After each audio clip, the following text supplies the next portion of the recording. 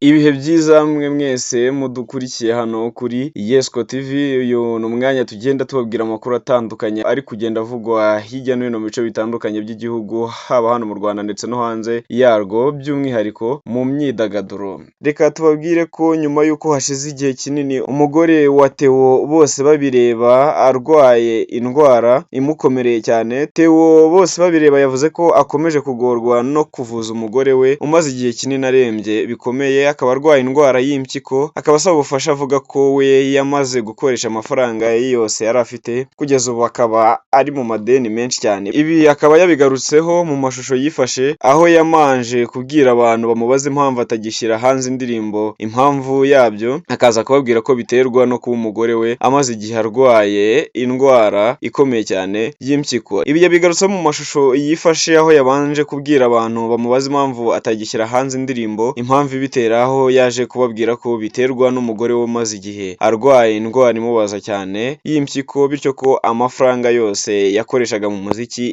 yashize, aho ahera anasaba ko babasha kumufasha kuko ubu ari mu madeni menshi cyane. Kuva mu Gushyingo umwaka w'ibihumbi 2024 umugore wa Theo Bosebabireba yarembejwe n'indwara y'impyiko yafashe impyiko ze zose zikangirika. Icyo gihe uyu muhanzi akaba yarahamyaga ko nyuma y'uko abantu bamenye ko umugore we arwaye bagerageje kumuba hafi ndetse bamufasha kubona ubushobozi bwatumye umugore we yivuza nta munsi n'umwe asibye.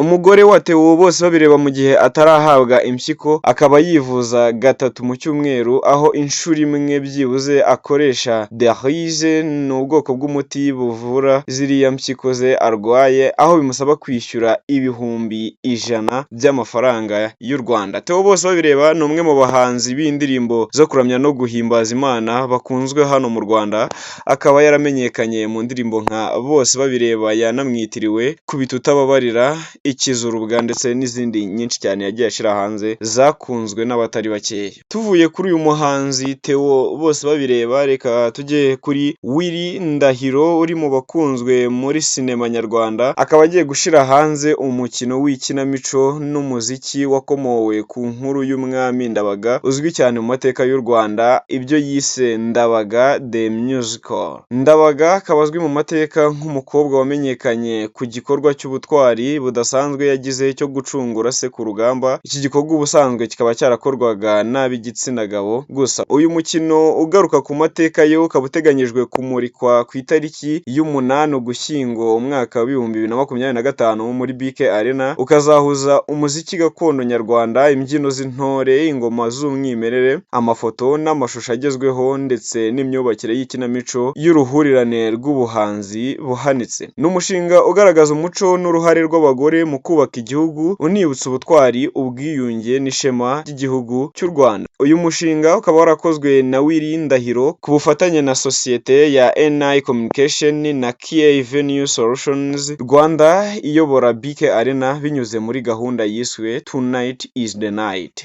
Tuvuye kuri uyu Willy, reka twerekeze muri Kina Music, ni lebo iyobowe n'umugabo witwa Ishimwe Clement, twamenyekanye mu gutunganya imiziki ndetse no gufasha abahanzi, aho yemeje ko afite igitekerezo cyo gushinga ishuri ryigisha umuziki inyuma y'ishuri twari tuzi hano mu Rwanda ryigisha umuziki ari ryo rya Nyundo. Uyu mugabo nawe rero akaba yemeje ko agiye gushinga ishuri ryigisha umuziki rikazajya rinafasha abifuza kunguka ubumenyi mu bijyanye n'ubuzima bwa buri munsi bw'ababarizwa muri uyu mwuga w'umuziki hano mu Rwanda. Ibi Ishimwe Clement akaba yabigarutseho mu kiganiro yagiranye n'Igihe, aho yongeye gushimangira ko afite igitekerezo cyo gushinga ishuri ryigisha uyu muziki. Ishimwe Clement yavuze ko uretse gutunganya indirimbo, yifuza ko ishuri rye ryazajya rinigisha ishoramari mu muziki n'ibindi bitandukanye byaha amahirwe abifuza kwinjira mu ruganda rwa muzika hano mu gihugu cy'u Rwanda. Uyu mugabo akaba asanzwe ari umuyobozi wa Kina Music ifasha abahanzi batandukanye barimo Tom Close, Platini, Neringabo ndetse na Butera Knowless ariwe mugore we kuri ubu. Uretse aba ariko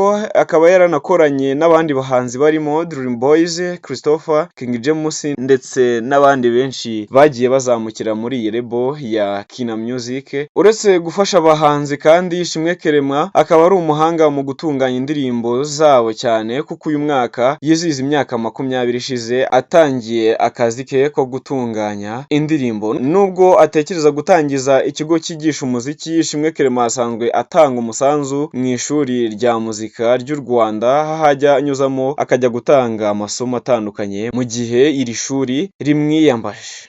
Si ibyo gusa, reka tubabwire kandi kuri Murigande Jacques uzwi nka Mighty Popo, wamamaye mu muziki akaba anayobora ishuri ry'umuziki ry'u Rwanda, akaba agiye kumurikira abakunzi ba sinema filime ye nshya yise Killer Music igice cya mbere Bold Beat The Saga. Iyi filime ikaba yaramurikiwe bwa mbere muri Century Cinema muri Nzeri uyu mwaka w'ibihumbi 2025 mu birori byari byitabiriwe n'abiganjemo inshuti ze n'abandi bafite aho bahuriye n'uruganda rw'imyidagaduro. Bikaba byitezwe ko izamurikirwa abakunzi ba sinema mu nyubako ya Mundi Center ku wa 16 Ukwakira uyu mwaka. Buri wese uzitabira uyu muhango akaba azaba asabwa kwishyura ibihumbi 5 by'amafaranga y'u Rwanda. Ni filime yubakiye ku nkuru nyayo ku banyamuziki muri rusange, ikaba igaruka ku banyempano bashaka kugira aho bagera mu muziki, ikaba irimo imirwano, urukundo, kubyina ndetse n'umuziki mwinshi, ikaba iri mu bwoko bw'izitwa musical drama mu rurimi rw'icyongereza, ikaba izaba imara amasaha 2. Iyi filime ikaba yaranditswe na Mighty Popo ari nawe nyirayo, mu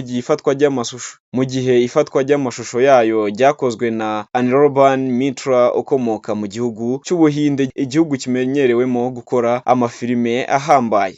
Tuvuye kuri iyi filime kandi reka tubabwire ku gitaramo cy'umuhanzi Ray G uturuka mu gihugu cya Uganda, aho yiyambaje umuhanzi nyarwanda Element L, twese turamuzi, mu bazamufasha mu gitaramo ateganya gukorera Imbarara hariya mu gihugu cya Uganda. Abinyujije ku mbuga nkoranyambaga, uyu muhanzi Ray G yatangaje ko Element L ari umwe mu bahanzi bazamufasha muri iki gitaramo azakorera muri stade ya Kaika Imbarara. Ni igitaramo kizaba ku itariki ya 1 Ugushyingo uyu mwaka w'ibihumbi 2025. Itike ya make yo kwinjira muri iki gitaramo akazaba ari ibihumbi 20 by'amafaranga ya hariya muri Uganda, no kuvuga arenga ibihumbi 8 tuyashize mu manyarwanda mu myanya isanzwe, naho muri VIP akazaba ari ibihumbi 50 arenga ibihumbi 21 by'amafaranga y'u Rwanda. Element akaba azataramira muri Uganda nyuma yo kuva muri Tanzania, aho yari ari muri iyi minsi mu ifatwa ry'amashusho y'indirimbo Jozo yakoranye n'umuhanzi wo muri kiriya gihugu cya Tanzania Mario, iri no kuri album uyu muhanzi wo muri kiriya gihugu aherutse gusohora. Element akaba ateganya gusohora indirimbo nshya yise Mayaso mu minsi ya vuba iraza. Amakuru akaba avuga ko azagira amahirwe yo gutangirira muri Tanzania ibijyanye no kumenyekanisha iyo ndirimbo. Naho umuhanzi ukomoka mu gihugu cy'u Burundi Kiriku Akir, ubusanzwe akaba yitwa Niyonkuru Yusufu, akaba ari i Kigali aho yaje mu rugendo rwo kwamamaza igitaramo azakorera i Kigali ku itariki ya 19 uku kwezi k'ukwa 10 uyu mwaka w'ibihumbi 2025 kizabera muri Mundi Center. Uyu muhanzi unafite indirimbo nshya yise Aha ni he wamenyekanye cyane muri Afurika y'Iburasirazuba, akaba yavuze ko iyi ndirimbo ari ishimwe rye ku Mana, ikaba yaramukuye mu bihe bikomeye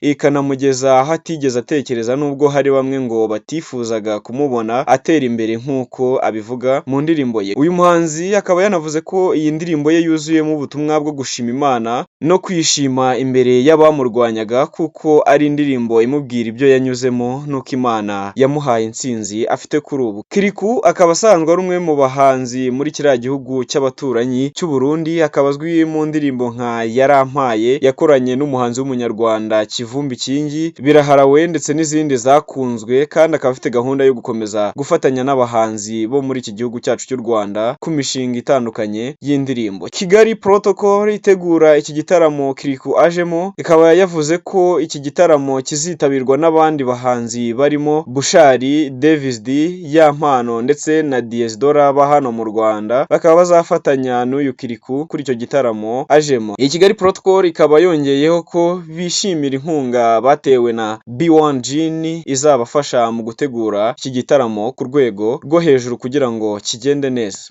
Tugiye mu mahanga, urukiko rwa Leta Zunze Ubumwe za Amerika rwo mu mujyi wa New York, turabizi ko mu minsi ishize umuraperi Drake yari yareze Kendrick Lamar mu ndirimbo yari yakoze ko yamuseserezaga. Urukiko rero rukaba rwatesheje agaciro ikirego cyari cyatanzwe n'umuraperi Drake, aho yavugaga ko indirimbo Not Like Us ya Kendrick Lamar yamwibasiye mu buryo bukomeye ikanamutesha agaciro. Umunyamategeko Janet A. Vargas wari uyoboye uru rubanza akaba yatangaje ko ibirego bya Drake birimo kwangiza izina rye, gukomeretsa amarangamutima no gukora ubucuruzi bubi bidashobora guhabwa agaciro, kuko amagambo ari mu ndirimbo ya Kendrick Lamar adashobora gufatwa nk'ukuri. Urukiko rukaba rwasanze indirimbo irimo ibitekerezo byumvikanisha amarangamutima y'abahanzi bari mu ntambara y'amagambo, ibizwi nka rap battle, aho gutukana cyangwa gusetsa undi bikoreshwa mu buryo bwa gihanzi no kwivuga. Indirimbo Not Like Us ya Kendrick Lamar yasohotse ku itariki ya 4 Gicurasi mu mwaka wa 2024.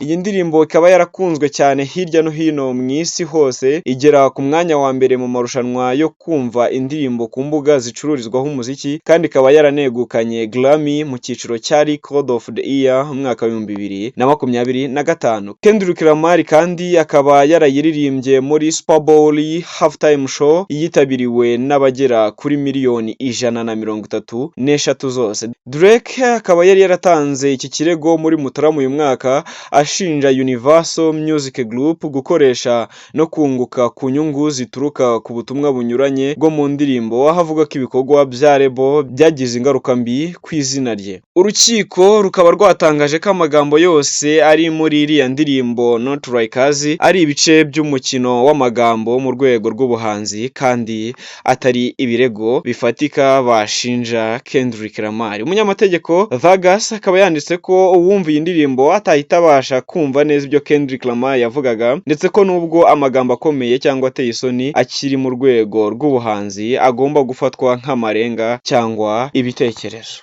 Ni naha dusoreje ikiganiro cy'uyu munsi, mbashimira mwese twabanye muri iki kiganiro hano kuri Yesco TV, mbasaba gukora subscribe, like ndetse na comment kugira ngo mubashe kubona n'ibindi biganiro tubagezaho buri munsi.